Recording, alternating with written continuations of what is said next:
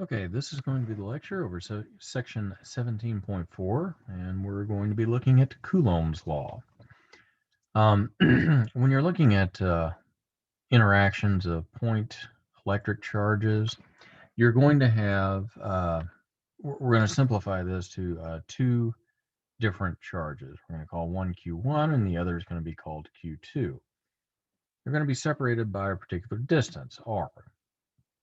So the magnitude of the force that each charge exerts on the other is going to be given by this formula here. F is equal to K Q1 Q2 in absolute value divided by the distance between them squared.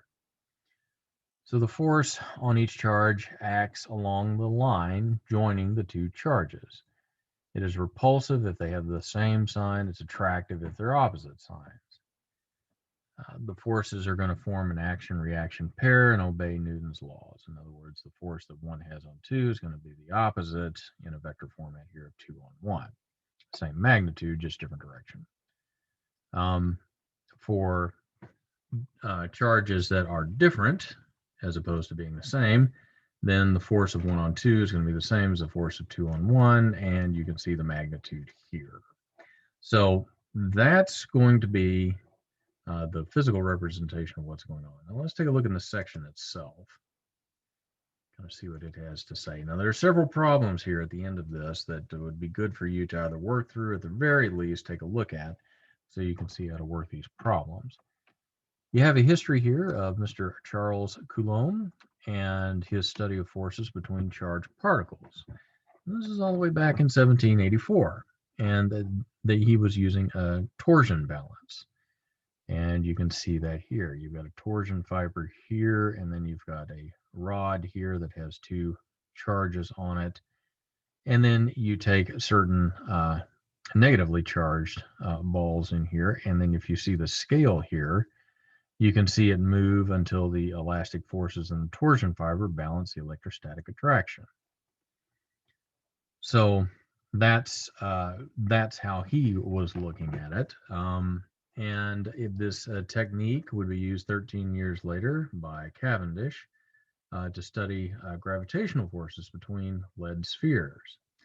So this particular experiment showed that the distance or the force between these 2 points is going to be proportional to the inverse square law. So again, you can see the differences here between two like charged particles and the force between opposite charges. And the same formula is going to apply, but depending on what the charges are, they'll react differently. And as far as an application in biochemistry, you can see here that the double helix of DNA wrap around each other, and it's essentially through static clean.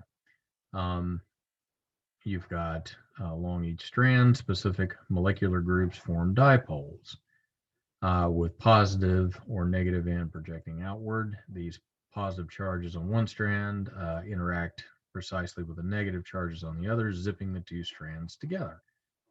And this is strong enough to keep them from coming apart, but weak enough that they can unzip so they can be copied during mitosis. So again, you see the representation of Coulomb's law here. Again, K is going to be your fundamental constant of nature.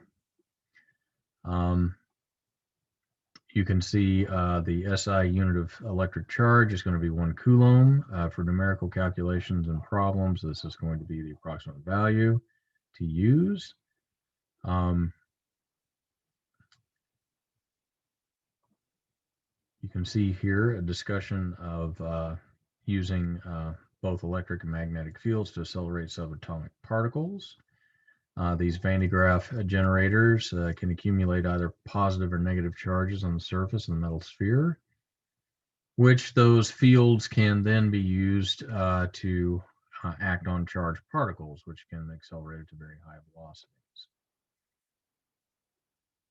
So also remember here that K is the same thing as 1 over 4 pi times the electrostatic constant.